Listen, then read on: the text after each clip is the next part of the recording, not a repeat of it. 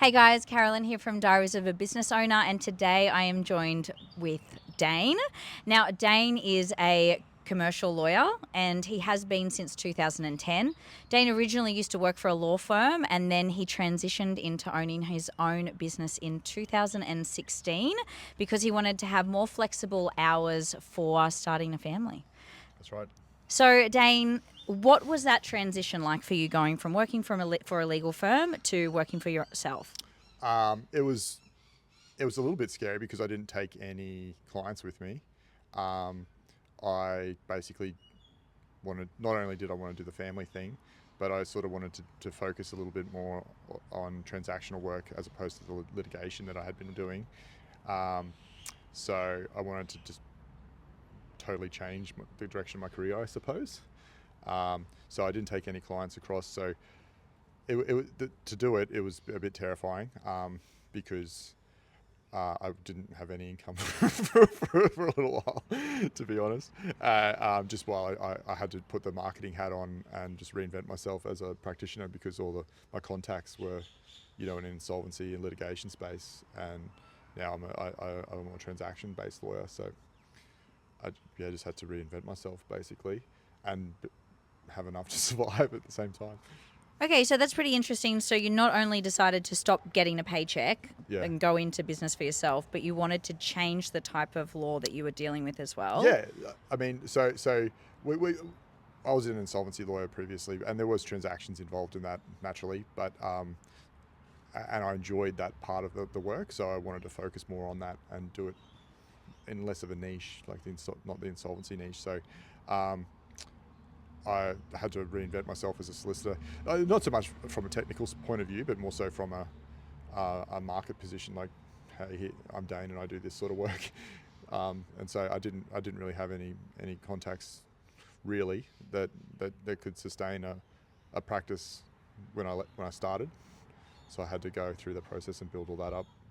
Okay, well, let's talk about that. So you said you had to put your marketing hat on. Now, Yeah. did you have any previous marketing Well, experience? not I kind of, but not really. I mean, marketing is one of those things that's very subjective. I mean, my undergraduate degree is in marketing, and I was a real estate agent in a different career years and years ago.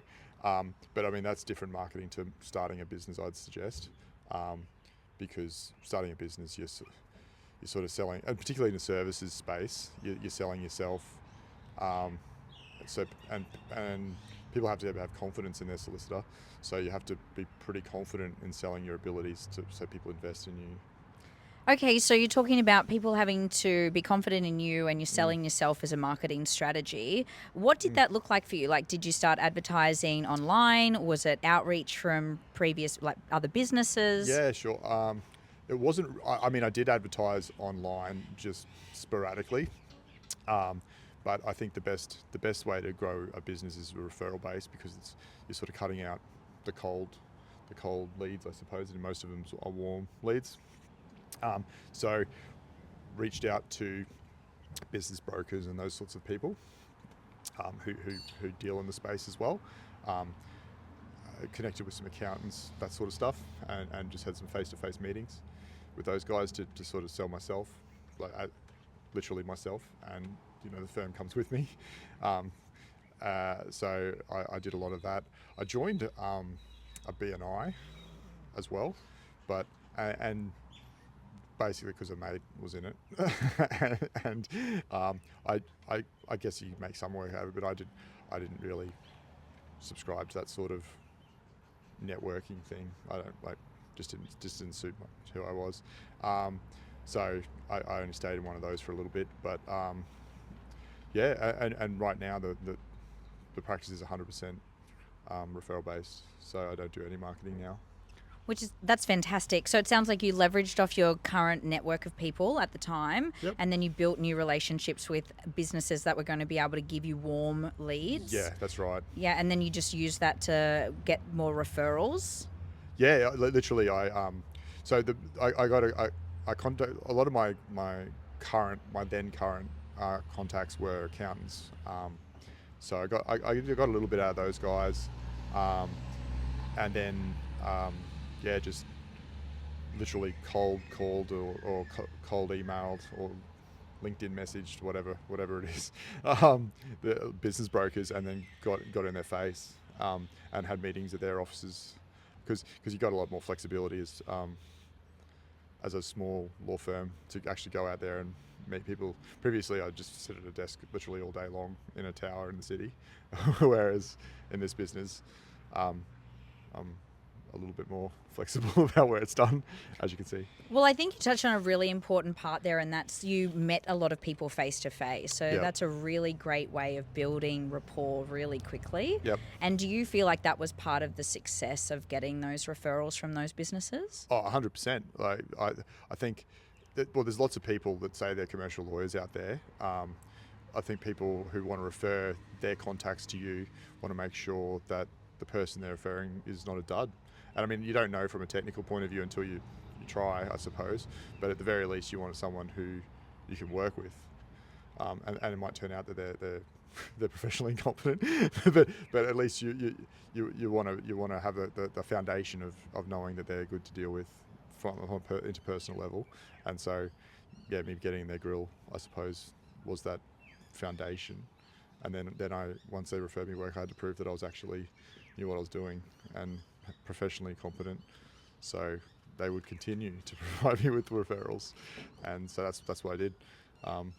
So and I suppose also the benefit of my business is being in a services business, is that I do almost all the work. So the guy you're talking to is the guy doing the heavy lifting as well. Whereas I think a lot of the competition, for me anyway, there's a lot of delegation from the top down. And it's an economic thing really, but with me, it doesn't happen like that. So you're speaking with the guy that is doing the work. And that's pretty powerful in business too. You're the one building the connection with the people. You're going in, Yeah. you're selling yourself, you're basically telling them to trust you. Yeah. And then when they pick up the phone, they're still dealing with you. Yep, the whole time basically. And I mean, going back to the reason I did this, the family, the flexibility and things like that, for that aspect, that's probably one of the reasons why we haven't grown the business too much, is to maintain that level of flexibility.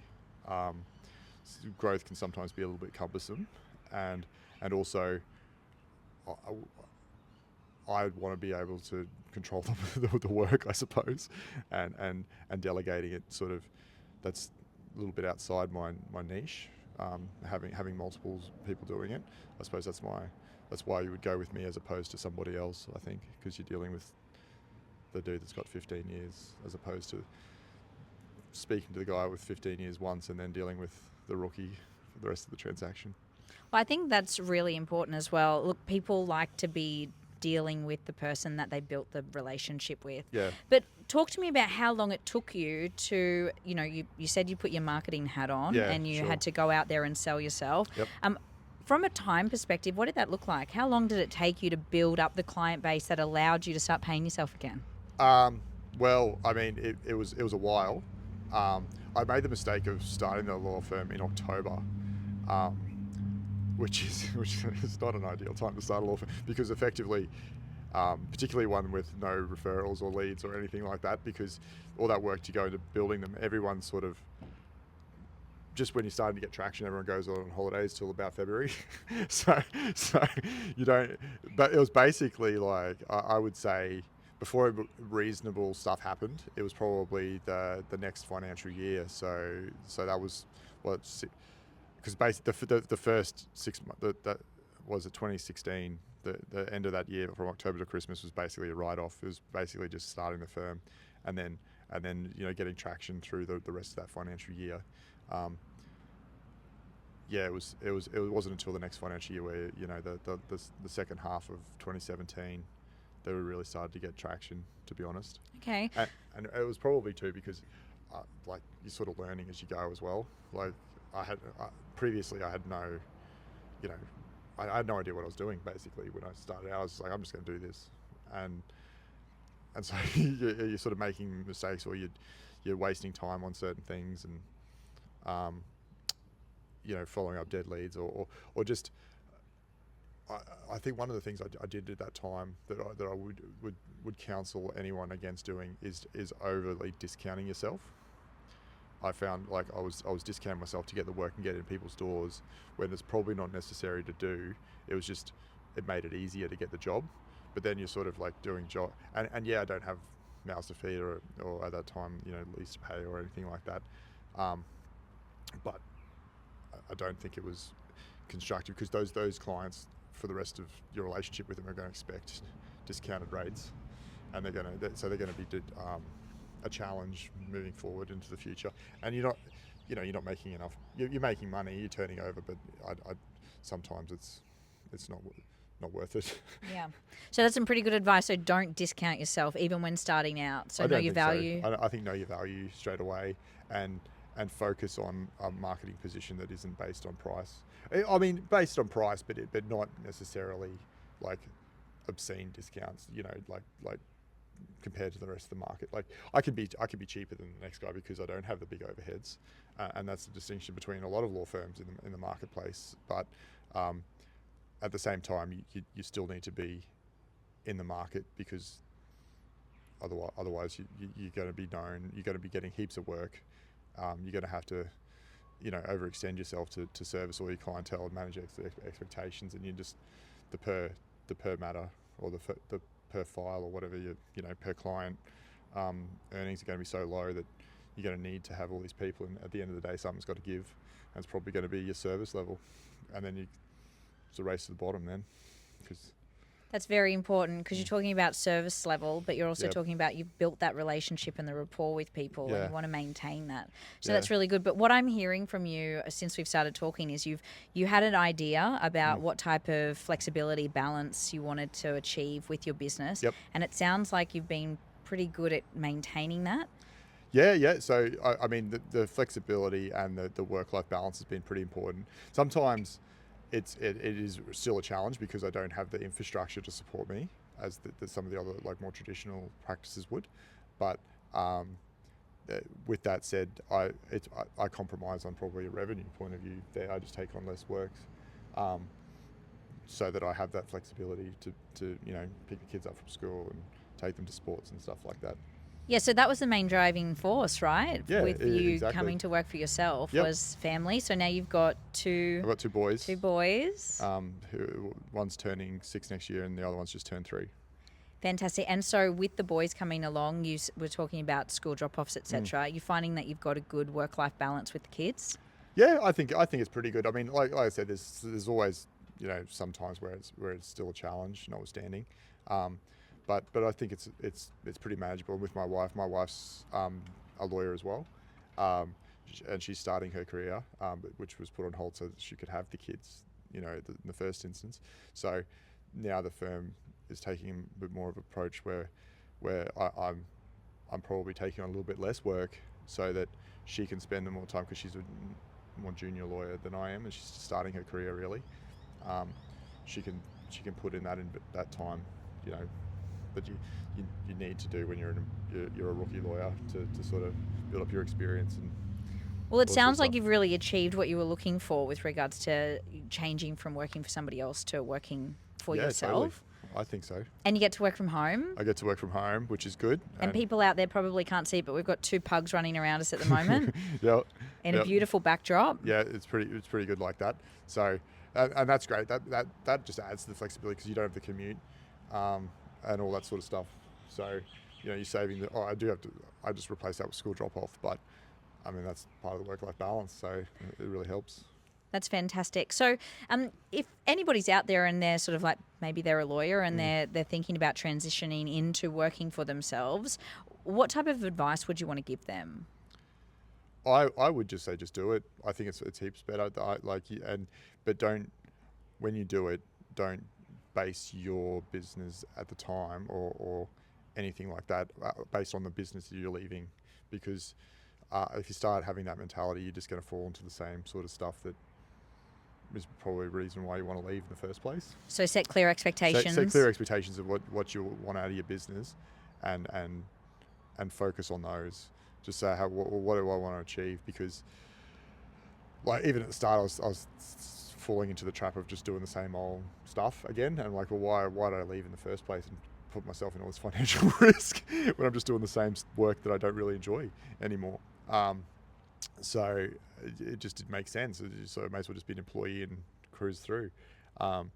So I think just be clear on why you're doing it, and don't compare yourself with other people too, because there's going to be people out there that have different goals. Like, I know people who have completely different goals, like work-life balance isn't a thing for them. You know what I mean? And it's, work hard, play hard sort of thing. And that's totally cool. Like, if that's what you want to do, then do it. Like, but I don't compare yourself to those people if that's not what you want, because they're going to be doing things that, that you don't necessarily need to do to achieve your goals. And don't fall into the trap where you're saying, well, their revenue is like 6 times more because they're working 6 times harder, they're taking more risk, they're bringing on employees. So, and that's awesome for them if that's what they want to do. But if you don't want to do that and you want to have a pretty decent work-life balance and, do what I did, then just march to the beat of your own drum. I like that. And comparison, they say, can be the thief of joy. Yeah, well, absolutely. Now, before you were talking about making a few mistakes in business, which I think us as business owners, we're all going to do, and we learn from them, hopefully. Yeah, if you had your time over again, what would you do differently about transitioning into owning your own business? I would probably do it at a different time of the year for starters, based on my business. I just did it for the convenience factor more so than anything, just to rip the Band-Aid off at the time, without any consideration to the potential implications. So I would have another look at that. Going back, I would probably invest less money up front in the online stuff, and more stuff in the personal stuff, just because of the sort of nature of the work that I do. I mean, hindsight's 20/20 vision, isn't it? But I would probably, focus more on meeting some key who I now know are where the source of the work is. So building those relationships, establishing those relationships, as opposed to investing big, money into online stuff. Yeah, I think that suits my sort of work. I mean, that's not necessarily that would be for people, going out into the legal practice perhaps, but that you wouldn't apply that to all jobs. I mean, a lot of our work is, larger sums of money involved insofar as costs for people, so they want that personal relationship. Whereas, I mean, if you're doing like a lot more volume at smaller costs, you might look at the online stuff, because people are more likely to just go, oh, we'll give them a go, off an ad. Whereas, if people want that interpersonal stuff when they're spending more on a transaction or something like that. So really knowing your target audience. Yeah, absolutely. Knowing your target audience. And when you know your target audience, I guess it's making sure your target audience fits in with your expectations as well. Like I was talking before about the going after the discounted crowd just to get turnover. I mean, if you need it, then do it. But I like that was probably a stressful time, because you get to the point where, well, how awesome, I've got all these clients, but all of them, like on a per client basis, aren't bringing huge revenue. So I need more clients to bring in the revenue, and then the service delivery decreases. So you need to sort of maintain. So I mean, I've got professional standards. Everyone's got professional standards, whether they're legal, literal regulations, or just professional standards insofar as the market is concerned. You want to maintain those, and as soon as you start, overextending yourself, you're at risk of losing that, and then I think it's a downward spiral. Well, that's some pretty good advice. Now, we're pretty much finished for today, but is there anything else that you would like to sort of impart on the audience out there that are watching this? I think give it a go, and I think you said it best. It's comparisons, the joy of thief, the thief of joy. I think that just don't compare yourself to other people there's a lot of people out there in the entrepreneur space, and there's a lot of different attitudes as to what an entrepreneur is and what should be the result of being an entrepreneur. And I think if you start comparing yourself to some of the other people out there who are entrepreneurs and what they're saying, well, this is why you do it, I think that then you can be probably disappointed. So I think have your own expectations as to why you want to do it, and be realistic about those expectations, but just don't compare yourself with some of these other guys out there. I love that. That's Yeah. good. Don't compare. And you're happy with owning your own business, being your own boss? I think being my own boss is great. It's given us the ability to sort of raise a family. I was around. I didn't have to go to work. Well, I didn't have to literally go to work during the time when my babies were born and things like that. So, I mean, goal achieved. And whether it suits us, in the medium to long term, whether the same sort of business model works for us, we'll have to wait and see. But the way we've got it now, it's pretty flexible, so we can modify if we need to. That's fantastic. Well, look, thank you so much for your time today, Dane. It's been an absolute pleasure. You've given us some really good advice there. Have a plan. Make sure that if you're transitioning from working for somebody else to working on your own, make sure that it's the right time of year. Yes. Making sure you've got your target audience sorted out and you're spending money on the most appropriate sort of like area for the maximum return. Yep. And then just don't compare yourself to others, and make sure that you know what your why is, and you know what your outcome is going to be. Yep. But no, it's been great, and really appreciate it today, Dane. That's no problem at all. Excellent.